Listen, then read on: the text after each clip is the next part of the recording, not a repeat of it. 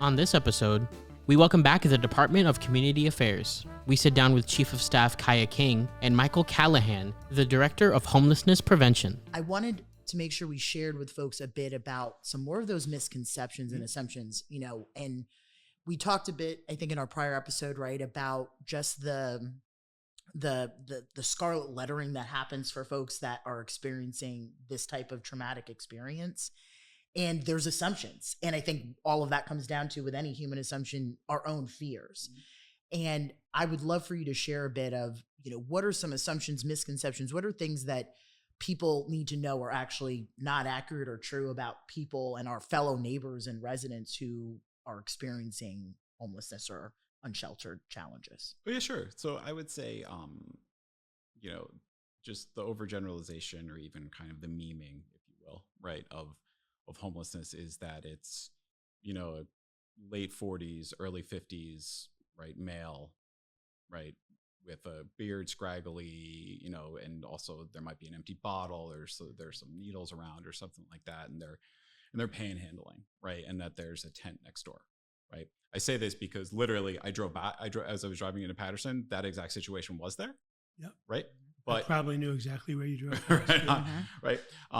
But importantly, right, when you look at the totality of homelessness throughout the state, right, it's the most emergent and really super problematic segment that we have demographically that's emergent are single parent families with a female head of household that in between the ages of 25 and 40. Right. And as we look, and particularly with that, there's no mental health diagnosis, right? 85% are working with earned income, right? Right. And even beyond that, right?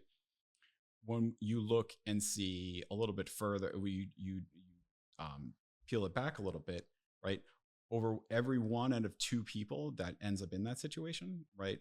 They have another household contact that we can look longitudinally where there was an episode of homelessness or risk of homelessness, right? And so if we see this emergent population, right? So nationally, there's a lot of hubbub around senior homelessness. And I'm not saying that's not an also increasing demographic within the state, right? As the boomer generation retires. But when we look at, as far as making a generational impact and kind of really meeting the moment, right?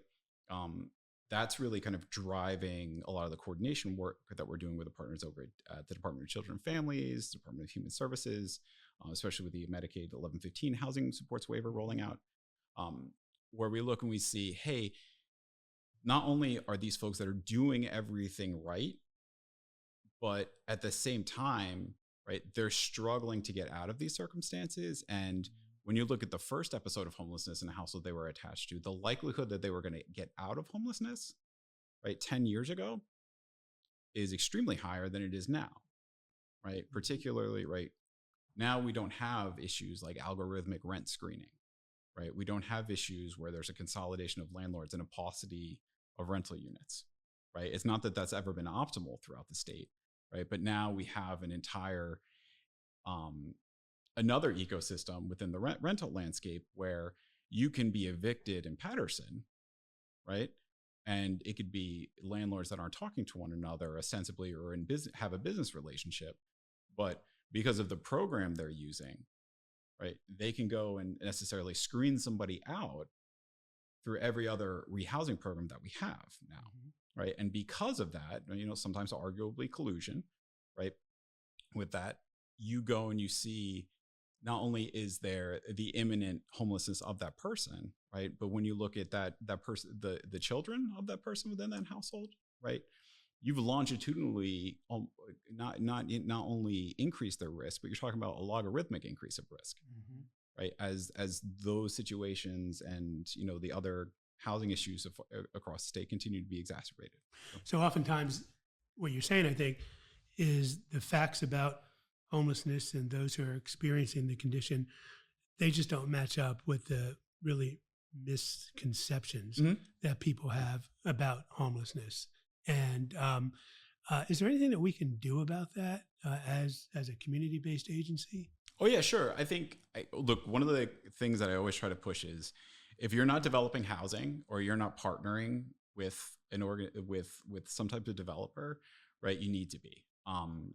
like there's the portfolio production programs we have at the department, right? But also too at the agencies under the department's umbrella, particularly at HMFA or at EDA, right?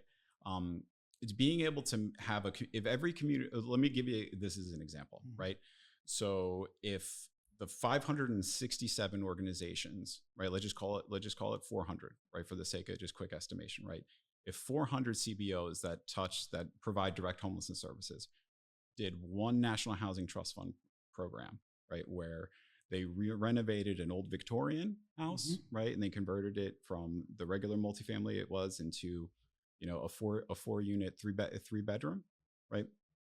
So that's 12 people that could live there, right? Times 400, right? I mean, you're talking about if everybody did that year over year within 10 years, we could functionally end homelessness in the state. Are there resources there, though, to do that, for that many organizations to tap into the National Housing Trust Fund? Do those resources exist? Right. So not in the National Housing Trust Fund, okay, right? But I would say within the constellation, right? Of all the programs. Of all the programs available, but also too, there's a lot of money that is available via HUD, via a lot of our federal partners that because there's not the community-based organization developer landscape and partnerships, that it's money that the state is leaving on the table because with a maturity of CBOs merged with developers, it's just not there. Yeah. You mentioned something I've just learned about and am reading up on, which is this 1115 waiver. The very idea that we should use Medicaid dollars to support people in housing is new, but it really makes a lot of sense, doesn't it? I mean, we know that housing is a key social determinant of health. Here in Patterson, we teamed up with St. Joseph's Medical Center, the largest medical provider in this area, and built a 56-unit apartment building. We call it Healthy Homes. It's for individuals with chronic health conditions. And we know that probably the most important thing that we can do for the individuals now living there is provide them with that safe, decent, and affordable housing. It is helping them in so many ways, but also, importantly in this instance, to manage those chronic health conditions that they have. So I think it's a huge step forward for the government to understand that housing is a key social determinant of health. And yes, let's use money that, maybe at one time would have been spent purely on medical services. But if you can redirect that money and use it to help someone have that safe, decent, and affordable housing, you're going to help them in terms of their medical conditions many times over. So I'm really happy to see that emerging. And I think it has the potential to do a lot of good. Well, Mike, and Bob, it's interesting because I feel like some of this is talking about a really intentional shift point, right? Like you, at the start of our conversation, Mike, you mentioned you come from this business perspective and lines of business. And I actually love that concept because I think there's a misnomer about us government folks and this, like, there's no pedal to the metal. There's no fire. They're not burning and moving. And I think when I hear about how we're taking this approach of we're going to capital stack, right? Yep. When we're talking about those different program areas, it's a multifaceted, but more significantly, to your point, Bob, of us deciding to say that we're going to be almost like preventative government. Like, how can we say, where's the social health? And then where are we deciding to partner up and say, we're going to decide to do what I hope and dream our healthcare system gets to one day, which is you can walk in and say, you need a home, you need some food, some job readiness, this or that. A single point of entry. A single point of entry. And when we have that blending of programs, like you said, having something where we're saying these are part and parcel. You can't have health without home.